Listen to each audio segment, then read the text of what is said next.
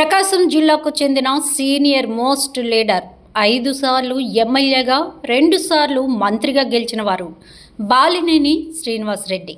ఆయన కాంగ్రెస్ నుంచి తొలిసారి 1999లో ఎమ్మెల్యే అయ్యారు. ఆ తర్వాత వైఎస్ఆర్ జమానాలో కూడా మంత్రిగా అయ్యారు. ఇక వైసీపీలో చేరి ఎమ్మెల్యేగా గెలిచారు, మంత్రిగా కూడా చేశారు. అయితే 2022లో వైసీపీ విస్తరణలో ఆయనకు మంత్రి పదవి పోయింది. నాటి నుంచి ఆయన తీవ్ర అసంతృప్తికి లోను అయ్యారని అంటారు. ఇక 2024లో వైసీపీ భారీ ఓటమి తర్వాత ఆయన కొన్నాళ్ళు సైలెంట్గా ఉన్నారు. ఇక ఆయన తన దారి తాను చూసుకున్నారు. అదే జనసేన రూట్ అని చెబుతారు. ఇక జనసేనలో బాలినేని ఎమడలేకపోతున్నారని తెలుస్తోంది. ఆయనకు ఒంగోలు సిట్టింగ్ ఎమ్మెల్యే దామచర్ల జనార్దన్ రావుతో విభేదాలు తీవ్రస్థాయిలో ఉన్నాయి. ఒక విధంగా చెప్పాలి అంటే ఈ ఇద్దరు సుదీర్ఘకాలంగా రాజకీయ ప్రత్యర్థులని చెప్పాలి. ఈ ఇద్దరి మధ్య 2012 ఉప ఎన్నికల నుంచి పోటీ ఏర్పడింది. 2012లో బాలినేని గెలిచారు. 2014లో తిరిగి ఇద్దరు పోటీ చేస్తే దామచర్ల గెలిచారు. 2019లో దామచర్లను బాలినేని ఓడిస్తే 2024లో బాలినేనిని దామచర్ల ఓడించారు.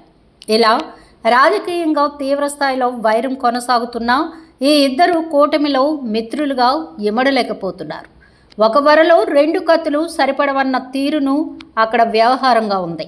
ఇదిలా ఉంటే తాజాగా బాలినేని నిర్వహించిన ప్రెస్ మీట్లో ఢీ అంటే ఢీ కొడతానని సవాల్ చేసే విధంగా మాట్లాడారు. ఇది నిజంగా కూటమిలో 2 పార్టీల నాయకుల మధ్య ఉండాల్సిన సామరస్య వైఖరికి భిన్నమైన తీరుగాని అంత చూస్తున్నారు. పైగా అటు ఇటు విమర్శలు కూడా చేసుకుంటున్నారు. ఇక జనసేనలో కూడా బాలినేనికి ఆశించిన విధంగా ప్రాధాన్యత అయితే దక్కలేదని అంటున్నారు. దాంతో ఆయన ఇప్పుడు కూటమిలో ఉంటూనే బిగ్ సౌండ్ చేస్తున్నారు.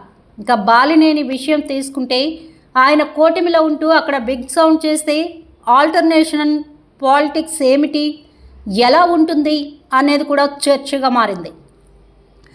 బాలినేని తిరిగి వైసీపీలోకి వస్తారనేది కూడా పెద్ద ఎత్తున చర్చ కొనసాగుతోంది. ఆయన గట్టిగా మాట్లాడుతున్నారు అంటే వేరే విధంగా ఆలోచనలు చేయకుండా ఉంటారా అన్న చర్చ కూడా తెరలేస్తోంది. ఇక వైసీపీలో ఆయన తిరిగి చేరాలనుకుంటే ఆయనకు అక్కడ గ్రీన్ సిగ్నల్ ఇస్తారా అన్నది కూడా మరో చర్చగా ఉంది. బాలినేని చూస్తే ధీటైన నేతగా ఉన్నారు.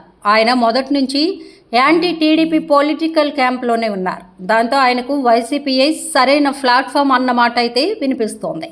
మరి వైసీపీలో చేర్చుకుంటారా అంటే వైసీపీ సైతం నేతల కోసమే చూస్తోందని తెలుస్తోంది. ఇక అందులోనూ బాలినేని వైఎస్ జగన్కి అత్యంత సన్నిహితులుగా ఉండిన సంగతి అందరికీ తెలిసిందే.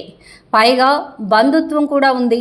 దాంతో గతం గతహ అనుకుంటే మాత్రం బాలినేనికి ఫ్యాన్ నీడలో ఉన్నంత సుఖం వేరొకటి ఉండదని అంటున్నారు రాజకీయ విశ్లేషకులు.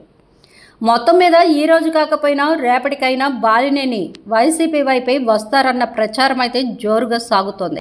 ఇంత జరుగుతుంటే జనసేన అధినేత AP deputy CM Pavan Kalyan ఏం చేస్తున్నారు?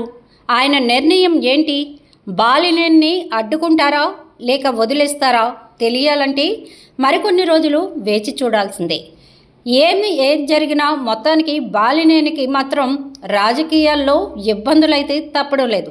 మరి రానున్న రోజుల్లో ఏం జరుగుతుందో చూడాలి. మరి మా వీడియోస్ మీకు నచ్చినట్లయితే లైక్ చేయండి, షేర్ చేయండి, ప్లీజ్ సబ్స్క్రైబ్ కూడా చేయండి.